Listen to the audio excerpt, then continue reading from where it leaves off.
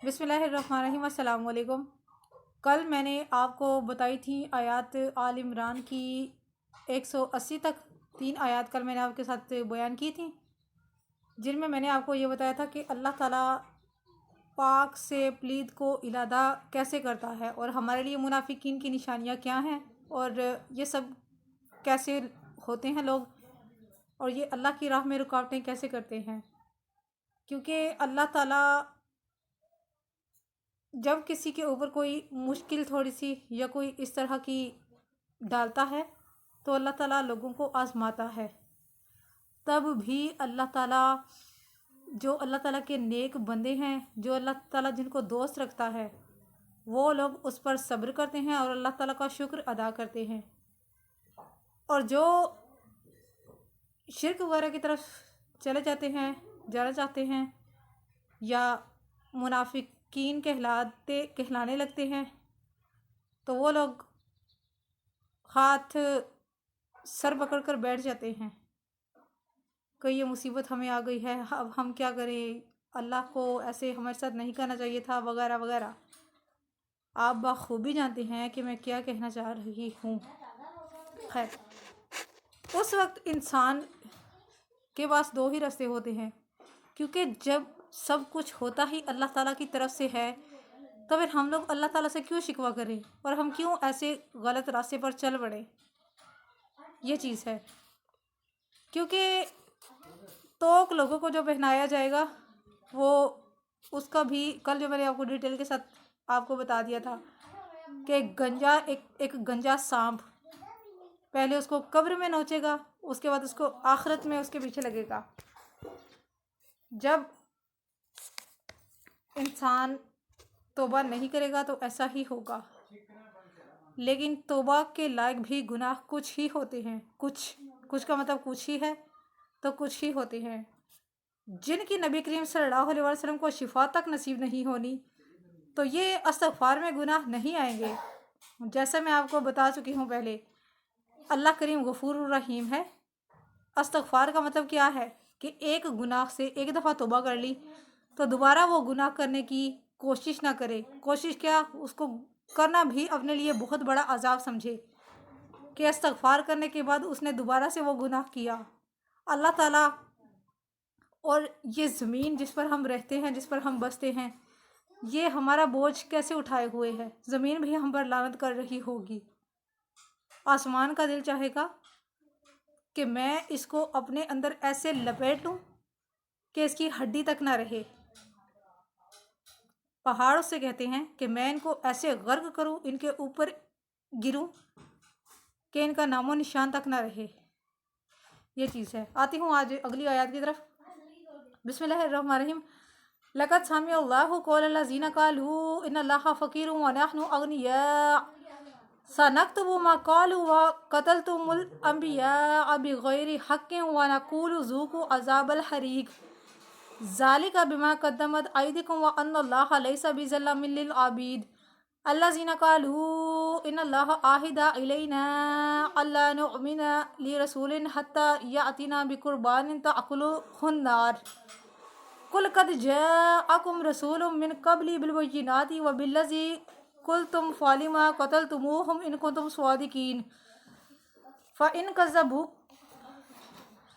कज़्ज़बूका फ़क़द कुज़्ज़िबा रसूलुम मिन क़ब्लिका जाअू बिलबय्यिनाति वज़्ज़ुबूरि वल किताबिल मुनीर। तर्जुमा है, बेशक सुना अल्लाह ने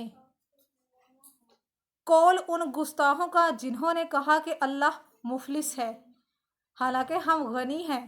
हम लिख लेंगे जो इन्होंने कहा, नीज़ कत्ल करना इनका अंबिया को ना हक भी लिख लिया जाएगा।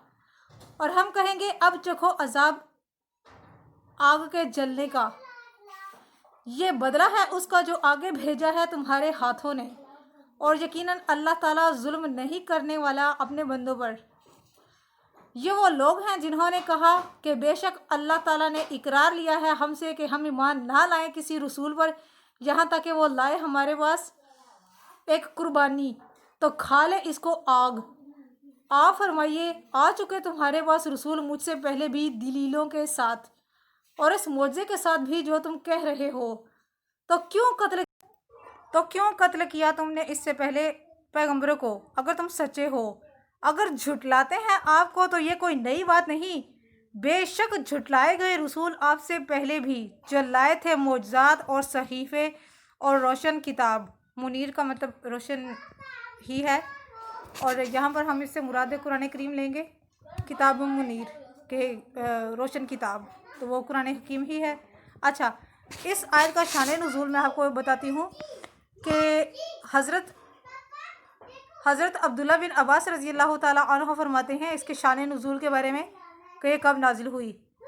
تو اس کا شان نزول یہ ہے کہ جب سورہ بقرہ کی ایک آیت کریمہ نازل ہوئی تھی، آیت نمبر 245، کہ کون ہے جو اللہ تعالیٰ کو قرض حسنہ دے، تو اللہ تعالیٰ اس سے گناہ بڑھا کر اس کو لوٹائے گا۔ قرض حسنہ، کسی کو مشکل میں کسی کے کام آنا، اس کی مالی امداد کرنا، یا جیسی بھی ہو ویسی امداد کرنا، جس چیز کی اسے ضرورت ہے وہ اسے میسر کرنا، کون دے۔ اور اللہ تعالیٰ جس کے لیے چاہتا ہے رزق کم کرتا ہے، اور جس کے لیے چاہتا ہے اللہ تعالیٰ اس کے لیے رزق کشادہ کرتا ہے۔ اللہ تعالیٰ اپنے بندوں پر ظلم نہیں کرتا، بلکہ انسان خود اپنے اوپر ظلم کرتے ہیں۔ جب یہ آیت کریمہ نازل ہوئی تو یہودی کہنے لگے کہ اس آیت کے متعلق نبی کریم صلی اللہ علیہ وسلم سے کہنے لگے کہ آپ کا خدا تو ہم سے قرض حسنہ مانگ رہا ہے، آپ کا خدا فقیر ہے، جبکہ ہم اس سے نہیں کر سکتے۔ یعنی کہ انہوں نے اس کلام کو جھٹلا دیا۔ وہ میں الفاظ یہاں پر یوز نہیں کرنا چاہوں گی۔ سیدنا صدیق اکبر رضی اللہ تعالیٰ عنہ ایک دفعہ یہودیوں کے مدرسے میں گئے۔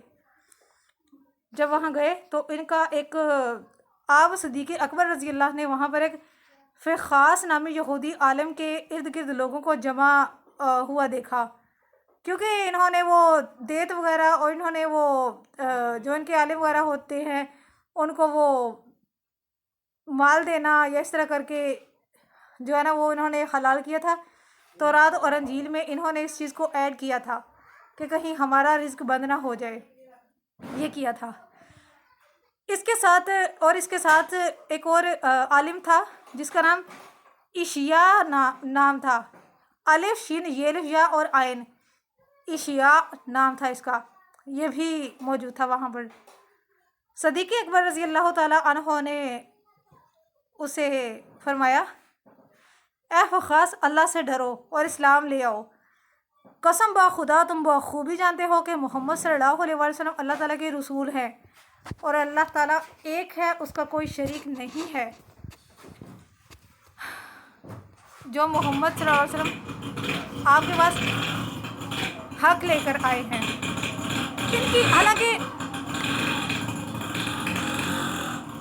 حالانکہ ان کی صفات تم تورات و انجیل و زبور میں بھی پڑھ چکے ہو، ان کی صفات کے بارے میں تم جانتے ہو۔ فخاس نے جواب دیا، اے ابو بکر صدیق رضی اللہ، ہم خدا کے محتاج نہیں ہیں، بلکہ خدا ہمارا نعوذ باللہ محتاج ہے۔ ہم اس کی بارگاہ میں عاجزی نہیں کرتے جس طرح کہ وہ ہمارے لیے عاجزی کرتا ہے، بلکہ ہم اس سے بے پرواہ ہیں۔ اگر وہ ہم سے مستغنی ہوتا تو ہم سے قرض طلب نہ کرتا، جس طرح تمہارے رسول نے کہا۔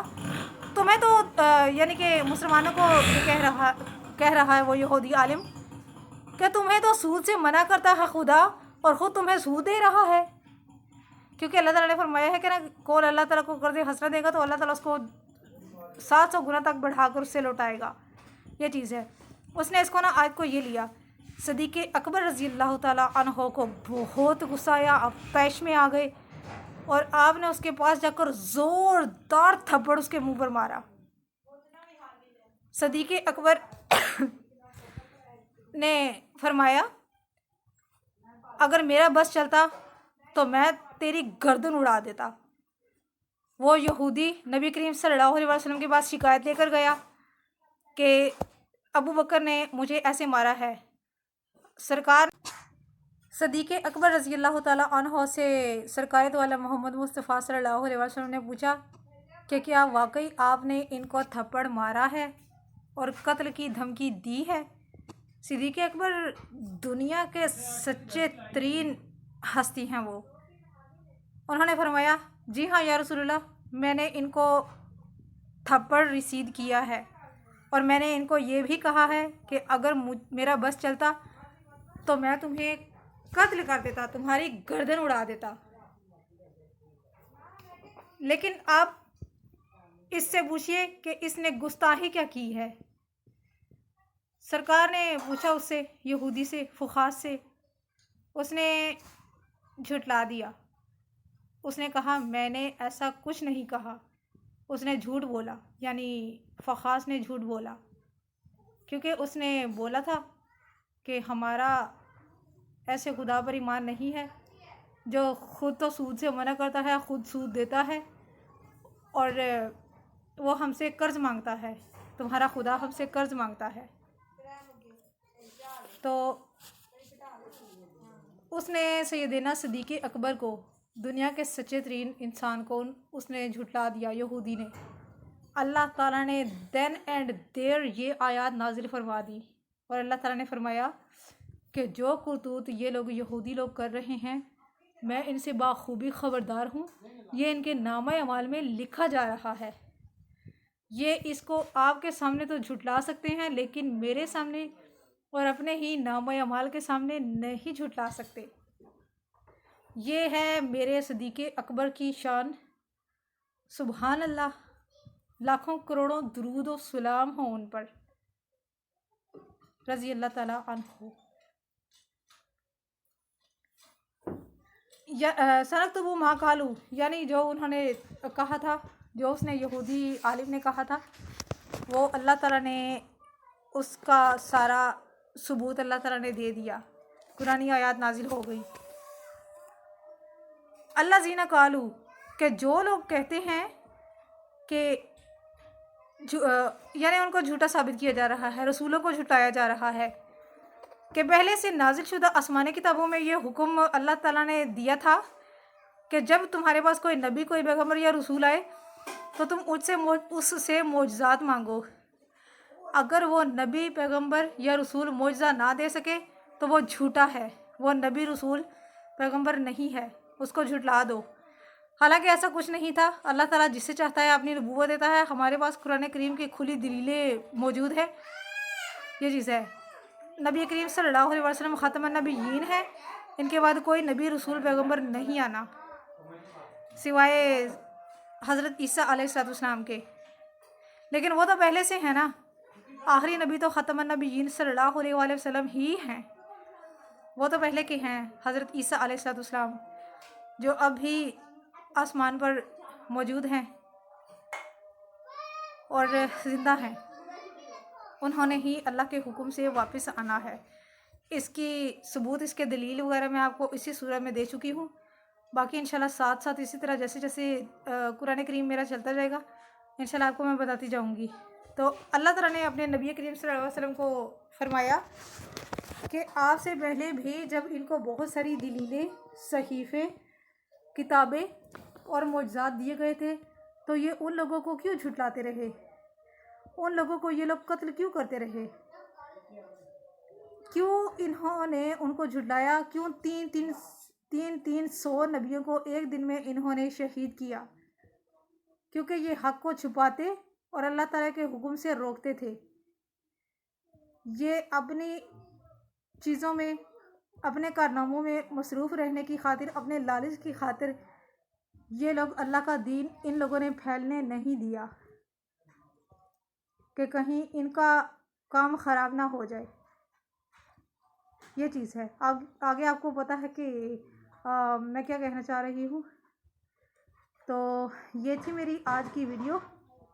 برائے مہربانی صدقہ جاریہ کی نیت سے زیادہ شیئر کیجیے گا، اور جس نے ابھی تک میرے چینل کو سبسکرائب نہیں کیا وہ سبسکرائب بھی کر لیجیے گا۔ جزاک اللہ خیر۔